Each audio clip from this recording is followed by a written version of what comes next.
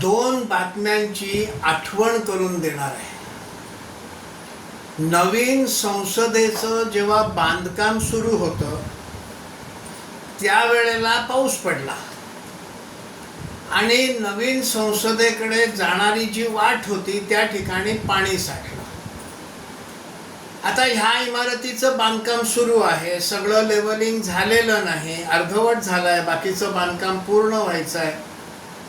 पण काही न्यूज चॅनल्सनी ते जिथे पाणी साठलाय त्याच्या क्लिपिंग्स घेतल्या आणि नवीन संसदेमध्ये हे सगळं पाणी साठणार, या ठिकाणी हे तुडुंब भरणार, या ठिकाणी पूर येणार, हे असं कसं नवीन संसदेचं बांधताय।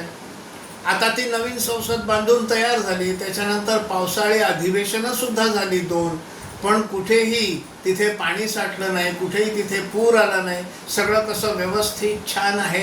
पण एक उगाचच नकारात्मक भावना त्याचं बांधकाम सुरू असताना बनवली। मागच्या वर्षीच्या 22 जानेवारीला राम जन्मभूमीतल्या राम मंदिराचं उद्घाटन झालं।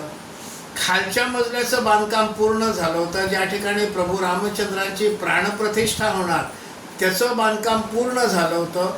वरच्या मजल्याचं बांधकाम बाकी होतं आणि म्हणून ते बांधकाम करताना तिकडे इलेक्ट्रिकची तार देण्यासाठी कॉन्ड्युईट टाकण्याचं काम सुरू होतं। आता हे कॉन्ड्युईट टाकताना वरच्या मजल्यावरनं पाणी हे त्या गर्भगृहाशी यायला लागलं, तर लगेच राम मंदिरात पाणी गळायला लागलं, राम मंदिरात पाणी गळायला लागलं म्हणून उगाचच आरडाओरड ते पाणी पडतंय त्याचे फोटो। पण वास्तविकता ही होती की वरच्या मजल्याचं काम काही सुरू होतं, तिथे वीज नेण्यासाठी, तार टाकण्यासाठी, वायर नेण्यासाठी कॉन्ड्युईट टाकलं जात होतं, त्या कॉन्ड्युईटमधनं पाणी येत होतं। आणि मग एकदा संसद भवनाचं काम नीट चाललेलं नाही, एकदा राम मंदिराच्या तिथे पाणी गळतंय, इथे पूर येतोय, तिथे पाणी गळतंय, असा एक नकारात्मकता निर्माण करायची।